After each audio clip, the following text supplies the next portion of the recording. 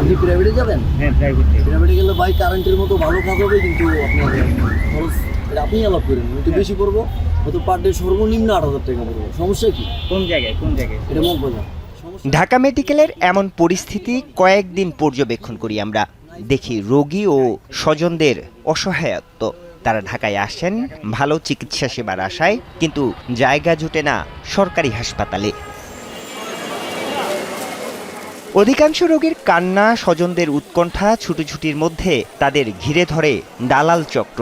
অসহায় মুহূর্তের সুযোগে রোগীর চিকিৎসার সিদ্ধান্ত ধীরে ধীরে চলে যায় চক্রের কবজায়। যারা সাধারণ লোক তারা চিকিৎসা ওরকমভাবে পায় না, অনেক ঘুরতে হয়, একটা ইয়ের জন্য অনেক ঘুরতে হয়। অনেক সময় বলে যে প্রাইভেটে চলে যেতে, বলে কি যে আপনারা সেবা চান তো প্রাইভেটে চলে যান, এটা চান তো প্রাইভেটে চলে যান, কিছু বলতে দেখে আসছেন কেন?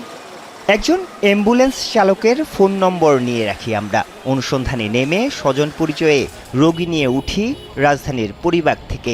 চালক জানান, মগবাজারের বিএনকে নয়, আমাদের রোগীর চিকিৎসা হবে শ্যামলীর অর্থ কেয়ার অ্যান্ড জেনারেল হাসপাতালে। পথেই চালকের সহকারী বাবু খুলে বলেন পুরো ব্যবসার হিসাব।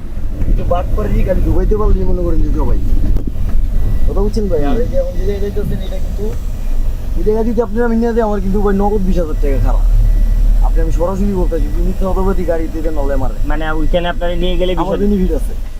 আধা ঘন্টা পথ চলার পর অ্যাম্বুলেন্স থামে মোহাম্মদপুরের খিলজি রোডের একটি গলিতে। হাসপাতালের কর্মীরা যেন আমাদেরই অপেক্ষায় ছিলেন। ভেতরে নেয়ার সঙ্গে সঙ্গে শুরু হয় একের পর এক পরীক্ষা নিরীক্ষা। এর মধ্যেই রোগীর স্বজন পরিচয়ে কথা হয় হাসপাতালের চেয়ারম্যান কামরুল হাসানের সঙ্গে। জানালেন ড্রাইভার শাহিন তার পরিচিত, রোগী নিয়ে চিন্তা নেই, বিলও কমিয়ে রাখবেন। আচ্ছা, শাহিন ভাইয়ের সাথে আমি টাকা পয়সার বিষয়ে কথা বলবো না, আপনাদের সাথে টাকা পয়সার বিষয়ে কথা বলে লাভ নেই, আপনাদের আমি বুঝাই দেবো না। এবার যমুনা টেলিভিশনের পরিচয় দিতেই বদলে যায় চেয়ারম্যানের আচরণ, বক্তব্য।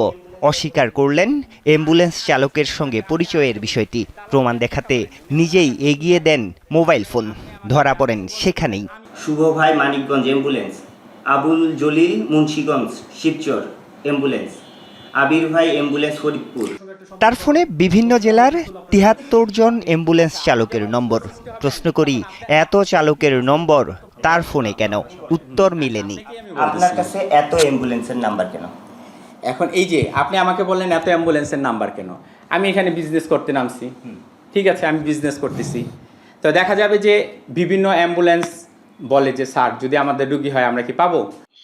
তবে ফোনের একটি ভয়েস মেসেজে বেরিয়ে আসে জবাব। হাওলাত দিলে নাকি বলে অনেক বড় সোয়াবের কাজ করতে হবে, বিশ্বাস রাখেন ওই ইনশাআল্লাহ ওয়াদা করলাম ভাই, রুগী হইলে আপনার ওখানে নিয়ে যাওয়া। এবার তিনি ব্যাখ্যা দিলেন, জানালেন এটাই তাদের মার্কেটিং পলিসি। না, আমি রুগী টানি না, আমি রুগী টানি না। আপনি মালিক হিসেবে রুগী টানেন? না না না, আমি মালিক হিসেবে, আমার মালিক হিসেবে প্রচারণা আছে, আমি মার্কেটিং করতেছি ভাই। হাসপাতালে ভর্তি থাকা কয়েকজন রোগীর সাথেও কথা হয় আমাদের। ফার্মেসির ডাক্তার আমার কাছে পাঠায়নি, না, রিপন স্যারের কাছে পাঠাই। না রিপন স্যার উনি বললো যে ফার্মেসির ডাক্তার এখানে পাঠাইছে না। জি, ফার্মেসি আমি তো জানি ডাক্তার। মানে আমার ভাসুর ডিসমিসের তাদের সঙ্গে স্যারের সাথে কালেকশন আছে। এসবের মাঝে ক্যামেরার উপস্থিতি টের পেয়ে পালিয়ে যান অ্যাম্বুলেন্স চালক ও তার সহযোগী।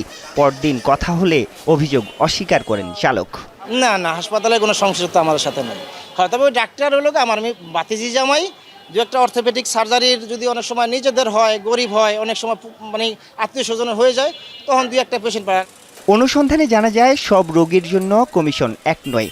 সাধারণ রোগীর জন্য একরকম, পরীক্ষা নিরীক্ষা করলে আলাদা, বেশি কমিশন আইসিইউ রোগী হলে।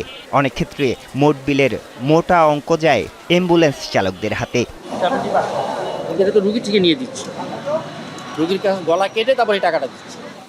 সারা দেশে নিবন্ধিত অ্যাম্বুলেন্স প্রায় 10,000। এর মধ্যে শুধু ঢাকা মেডিকেলের আশেপাশেই রয়েছে 1,000-এর বেশি। তাদের বড় একটি অংশ রোগী সরবরাহ করে বিভিন্ন বেসরকারি হাসপাতালে। এত বড় দেশ বাংলাদেশ কিন্তু এতটুকু না, আর এতগুলো গাড়ি 2-4টা থাকতেই পারে, এটা থাকবেই। সরকারি হাসপাতালের অসহায় রোগীদের উপর ভর করে রাজধানীতে গড়ে উঠেছে অনেক বেসরকারি হাসপাতাল, ক্লিনিক। স্বাস্থ্য অধিদপ্তরের তথ্য অনুযায়ী ঢাকায় অনুমোদিত বেসরকারি হাসপাতাল ও ক্লিনিকের সংখ্যা 1,836টি, আর ডায়াগনস্টিক সেন্টার প্রায় 3,000। সব কিন্তু আইনে আছে, কিন্তু আমার রুগীটাকে প্রলোভন দেখায় জোরপূর্বক একটা হসপিটালে নিয়ে যাওয়া হলো, সেটা আমাকে তো অভিযোগটা করতে হবে। আর আমি অভিযোগটা কার বিরুদ্ধে করব? আমি অ্যাম্বুলেন্স ড্রাইভারের বিরুদ্ধে? অ্যাম্বুলেন্স ড্রাইভারের বিরুদ্ধে ব্যবস্থা নেওয়ার তো কোনো রাইট বিএমডিসির নাই, বিএমডিসির আছে ডাক্তারের বিরুদ্ধে। অ্যাম্বুলেন্স চালকরাই এই সিন্ডিকেটের শেষ ধাপ নয়।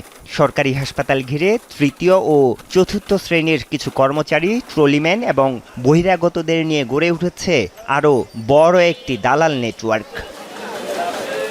দালাল ও প্রতারক হতে সাবধান, এমন সতর্কতামূলক বিভিন্ন ধরনের বিজ্ঞাপনের দেখা মেলে ঢাকা মেডিকেল কিংবা যে কোনো সরকারি মেডিকেলের জরুরি বিভাগের প্রবেশপথেই।